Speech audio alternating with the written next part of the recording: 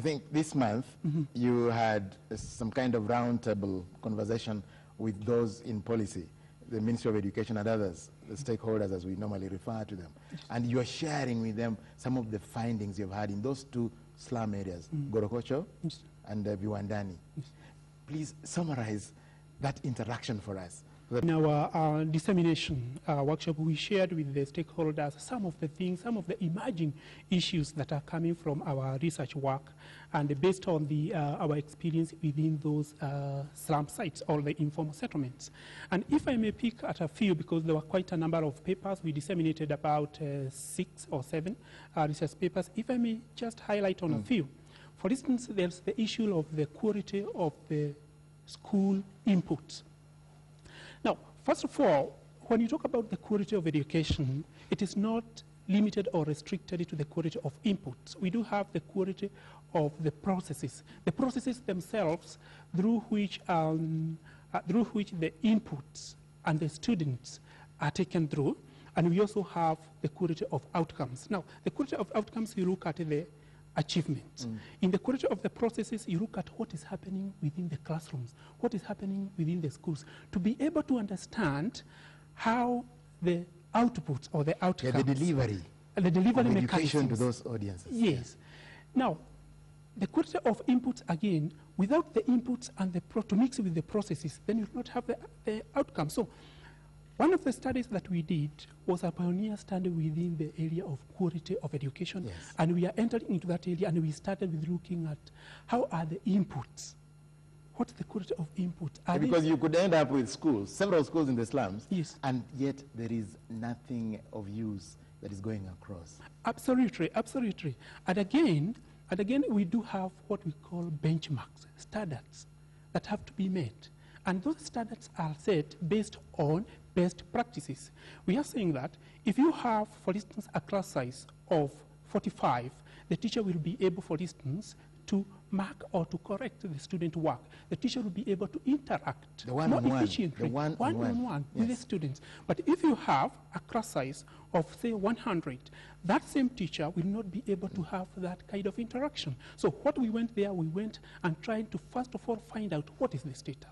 And what is emerging in most of the schools, especially the public schools, is that the class sizes are large, okay? And they are beyond the set benchmarks by the Ministry of Education. But when you look at the schools that we are talking about, the informal schools, the class sizes are small, and they are less than 45, okay?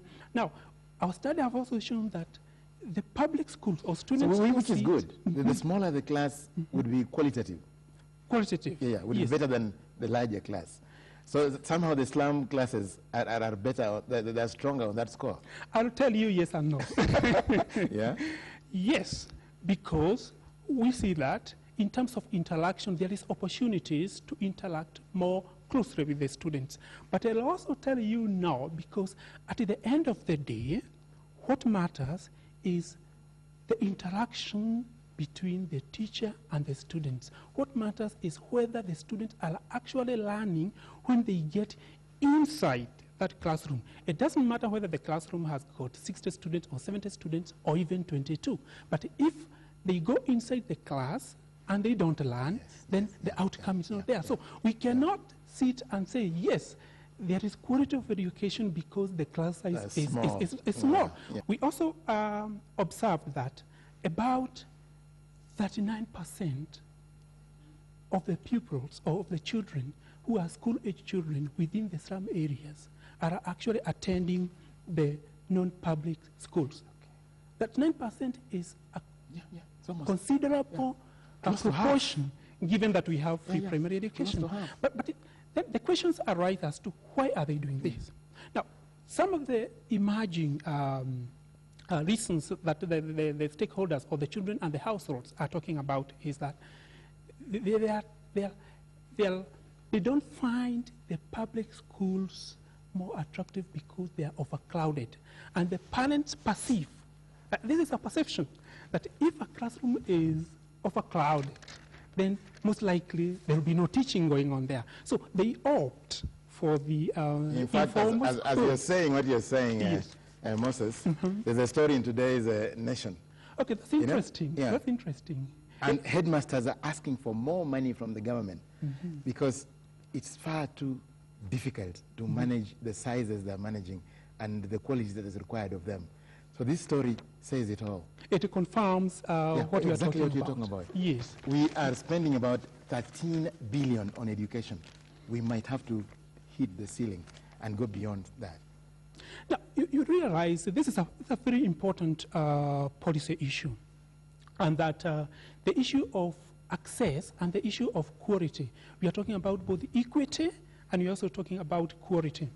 Now, to start with, we cannot stop expanding our classes. We cannot say, okay, let's now not go beyond 80 students per class, because somebody is going to ask you, what are you going to do with those extra students? And they need education. So, but on the other hand, we know that we need effective schools, we need effective teaching for quality outcomes to be realized. So, we need policies that needs to have those two, and it is possible to have the two. Recently, we've had the Ministry of Education announced that they're going to increase the number of teachers by having the interns, which is a very good But the teachers, policy. the old teachers are protesting. They say we want fully qualified teachers, not interns. And you can't call a graduate from, say, KU an intern when he has a degree in education. When you are doing something like this, you take into account several things. For instance, there will be the cost issue. There will be also the quality issue, okay? And there will also be the training issue. In other professions, we do have interns. It's not something new, okay? If you look at certain training or teacher preparation programs, they have 3 months of teacher preparation, others have more than 3 months, others have even different sessions. And at the end of the day, what this is going to do is going to, after 2 years, it's going to make sure that this teacher is even maybe a better qualified teacher. Some of them have been out for 5 or so years after they finish their training. You are taking them to the classroom immediately after 5 years. See, there are so many things that have to be taken into